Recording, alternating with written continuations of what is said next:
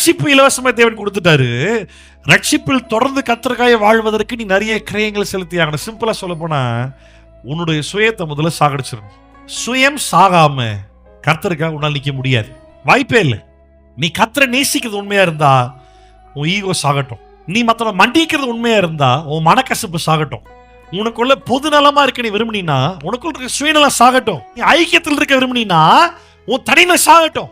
நிறைய பேர் தனிமையா இருக்குன்னு ஆசை.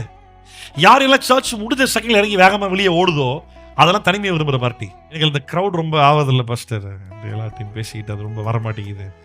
நீ நீ ஐக்கியத்தோட இருக்கிறது கர்த்தருடைய வார்த்தை. நீ ஐக்கியத்தில் இருக்குன்னு விரும்பினா உன் தனிமையை சாகடி. அப்போ ரட்சிப்புல தொடர்ந்து வாழ்வது நீ வந்துட்டு கர்த்தருக்காக இல்ல, நீ கர்த்தருக்குள்ள வாழணுன்றதுக்காக நீ செலுத்த வேண்டிய கிரயங்கள் அவ்வளவு ஈஸி இல்லை. சிம்பிளா ஒரே வார்த்தையில சொல்லணும்னா உன் விருப்பத்தை மொத்தமா சாகடிச்சிடணும்.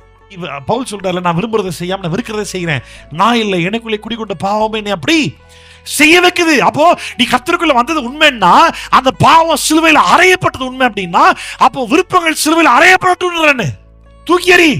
நேசிக்கணும் இருக்குது ஆனா ஈகோ விட முடியல, மன்னிக்கணும் இருக்குது ஆனா நடந்த சம்பவத்தை மறக்க முடியல, பொது நலமா இருக்கணும்னு தோணுது ஆனா சுயநலன்ற ஒரு கேரக்டர் மாற மாட்டேங்குது, விட்டு கொடுக்கணும்னு தோணுது ஆனா வேணும்ன்ற ஒரு பிடித்த ஒரு பக்கம் இருந்துட்டே இருக்குது, மனக்கசப்பு இருக்க வேண்டாம்னு தோணுது ஆனா அவங்க மேல கோவம் இருந்துட்டே இருக்குது.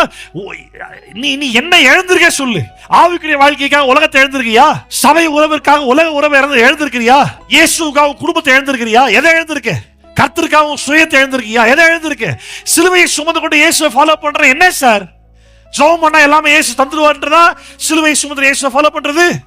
உனக்காக இயேசு ஜீவனை சிலுவையில் கொடுத்தாரு. இயேசுவுக்காய் சுவிசேஷத்திற்காய் நீ என்ன கொடுத்த சொல்லு.